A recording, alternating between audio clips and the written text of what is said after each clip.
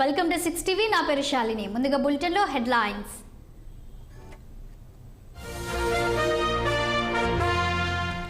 ప్రధాని మోదీపై తెలంగాణ సీఎం ఆగ్రహం. ఇచ్చిన ఏ ఒక్క హామీ అమలు కాలేదన్న రేవంత్ రెడ్డి. తెలంగాణ మాజీ సీఎం 10 లక్షల కోట్ల అప్పులు చేశారు. బీఆర్ఎస్ కు ఓటేస్తే మూసీలో వేసినట్లేనన్న సీఎం రేవంత్ రెడ్డి. తెలంగాణలో కాంగ్రెస్ బలంగా ఉంది.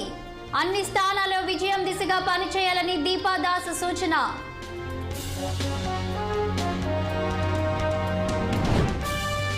ఢిల్లీలో బీజేపీ నేతలు కిషన్ రెడ్డి, బండి సంజయ్ పార్లమెంట్ ఎన్నికలపై అధిష్టానంతో చర్చించే అవకాశం.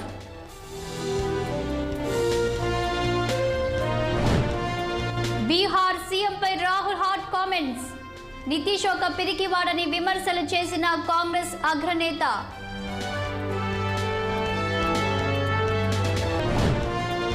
గవర్నర్ కోట ఎమ్మెల్సీల ప్రమాణానికి బ్రేక్. తదుపరి ఉత్తర్వులు ఇచ్చే వరకు చేయొద్దని టీఎస్ హైకోర్టు ఆదేశం.